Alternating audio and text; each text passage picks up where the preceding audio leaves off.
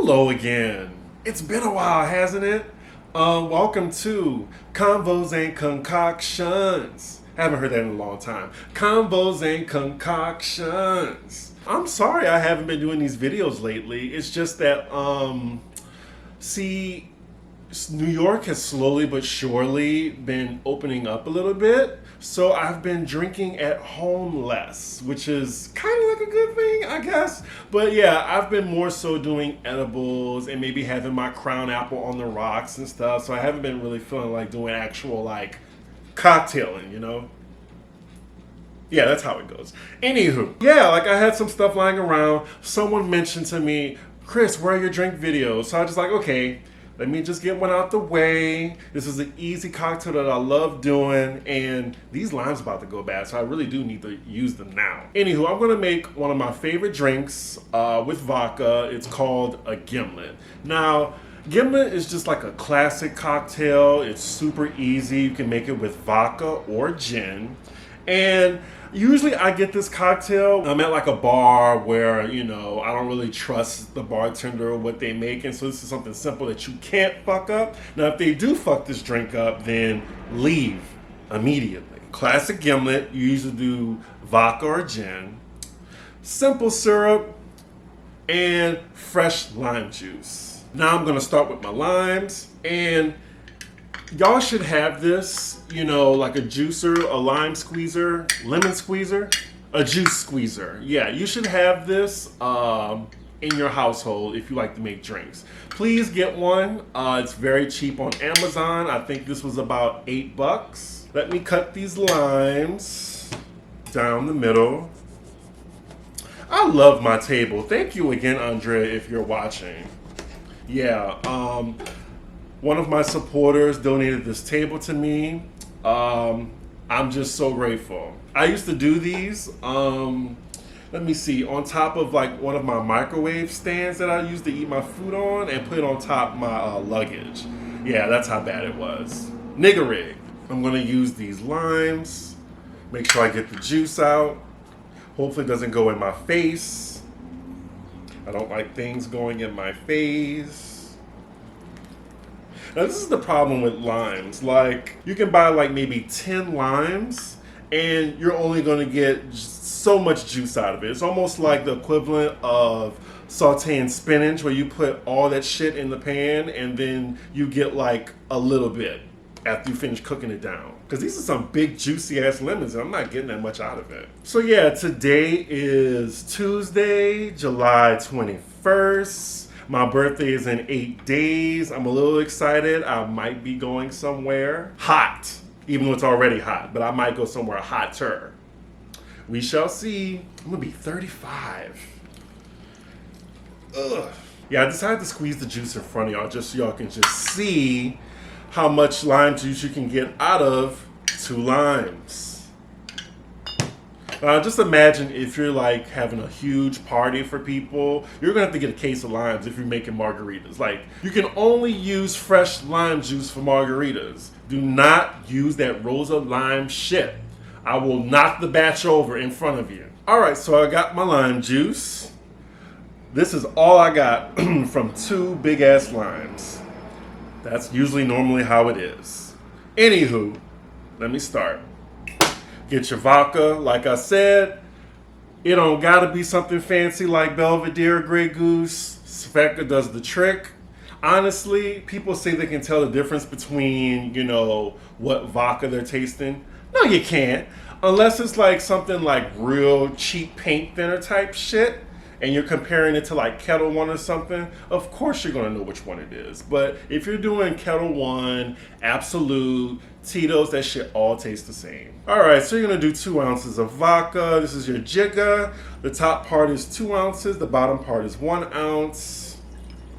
I'm a little bit of an alcoholic, so I'm gonna put me a little bit more vodka in here. Shit. All right, I'll just leave that. I'm gonna add my lime juice. I'm gonna do 1 ounce. You don't want it to be too tart. Just put a little bit more since I added some more vodka to it. All right.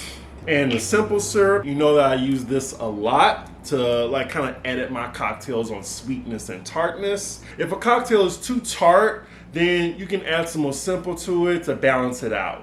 If it's like too strong, you can add a little bit of simple to even it out. So yeah, I'm gonna put half an ounce.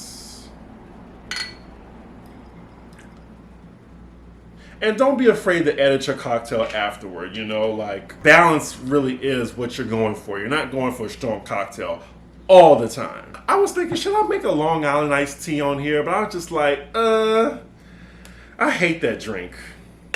I might do a Long Beach though. Long Beach just tastes good than Long Island's. Now, if you're wondering what the difference between a Long Island and a Long Beach is, instead of Coke, you use cranberry juice. That's the only difference. Sorry, I'm rambling. Let me get this shit done. 20 seconds, by the way, if you didn't know. Y'all, it is so fucking hot outside. It's like 94 degrees. My light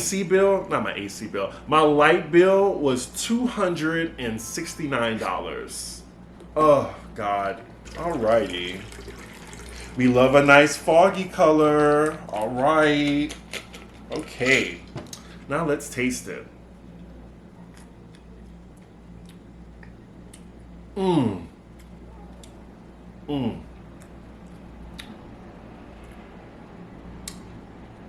Really good, really refreshing. Ooh, I'm gonna take a little bit more sips. And that is how you make a classic Gimlet. Now, if it's too tart for you, make sure just add some more sweetener. It should be fine. I love Kettle One Gimlets, by the way. Like if I'm feeling fancy or something like that, I'm just like, can I get a Kettle One Gimlet on the sweeter side? Now, I would be remiss if I didn't talk about Hot Topics, you know? So Hot Topics from Pop Rose isn't until like later this week, so let me get some shit out the way that I've been thinking about. We didn't get to really talk about Nick Cannon, but I'm gonna talk about it on my show, because I can talk about what I want to talk about. Anywho, do I like Nick Cannon? Not that much. Do I like Wildin' Out? God, no. Am I glad Wildin' Out was off the air? Yes. Is it unfortunate, do I feel bad for him? Yes, I do. I'm guessing the situation from what I read and what I saw is more so like you bigging up Hotep shit and Hotep ideologies. And the thing is, there's a difference between like giving out information and, fight for equality. But when you're like bigging up Hotep shit, because with Hotep shit, I think not all Black lives matter to Hoteps. And that's what I got from it, especially like when he was talking about the Dr. Simi shit. Yeah. So I'm just thinking, what did he think was going to happen when he said something as severe as what he said when, Viacom is that company? And unfortunately, he's been with Viacom that long, and they're just pulling all his shit. But yeah, he getting it from both sides. He getting it from people who thinking he's a sellout, and he's getting it from people who thinks he's like, anti-Semitic.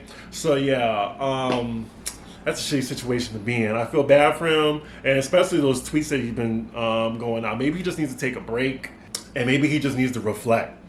He'll be fine, I'm sure. I mean, because he's rich. He has that offer from Diddy if he wants to bring his content there. And he also has the Mariah money. So yeah, okay. But yeah, I'm very happy Wild 'N Out isn't on, because I just really, really, really hated that show. Anywho, Real Housewives news. So there are 2 new housewives according to Love B. Scott. So there's actress Drew Sidora. Never heard of her. And YouTube star LaToya Alley. Never heard of her, but I do see that they are both young, and it looks like they're trying to get that target demo of a younger audience. She was on something. What was she on, y'all? Let me know in the comments. I'm trying to think. You know what? I'm gonna just look it up. She was on something. What was it? She was on TLC Movie by VH1. She was T-Boz. And she was on The Game. I never watched The Game. So yeah, that's what she was on. Allegedly, also Nene isn't coming back. And she's having some type of press conference or some shit explaining why. I'm guessing because B. Scott blew up her spot and said she was fired. She's trying to get away from that narrative. Now, Nene looks like she's been unhappy on that show for a very long time. And it's just like, okay, it's time to move on. Like, I don't know who else is going to pay her almost $3 million, but I don't know. I think Bravo created a monster. Like, I love Nene. I love what she did for the show, but if she's not enjoying it, then we're not going to enjoy it. Like, her castmates are over her. Production is over her. Especially the one who, teeth she knocked out. She walks off set frequently when things aren't going her way. And she's also talked about Andy Cohen. And I'm just wondering, how is she going to use this whole racist narrative for her benefit? Because she didn't have a problem with Kim. And her and Kim are cool again. So I'm just like, okay, Andy is problematic, but Kim not? I don't know. Whatever. I just feel like, I'm not going to notice that Nene's gone. And Real Housewives of Atlanta needs a whole cast shakeup if we're going to be really honest. I'm waiting for Potomac. Potomac snatched their crown. Potomac is coming up in, I want to say, 12 days? 2 weeks. Let's just say 2 weeks. Yeah, I can't wait because that's the real, franchise to look out for. And lastly, Kanye West. Like, Lord, I'm tired. Like, I even unfollowed him. I was so close to muting him, but first we start out with the presidential bid. He's not doing it, but okay, he is now again. He had this campaign rally in South Carolina where he said Harriet Tubman just made them work for different white people. I don't know. Like, what did Harriet Tubman do to y'all?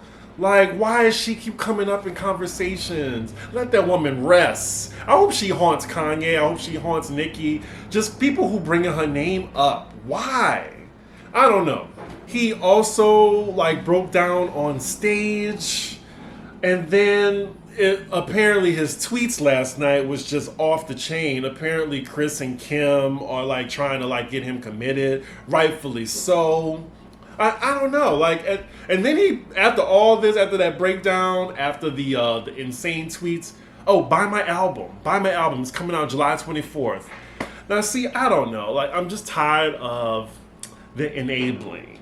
I think that family that he's with, I think they're enablers.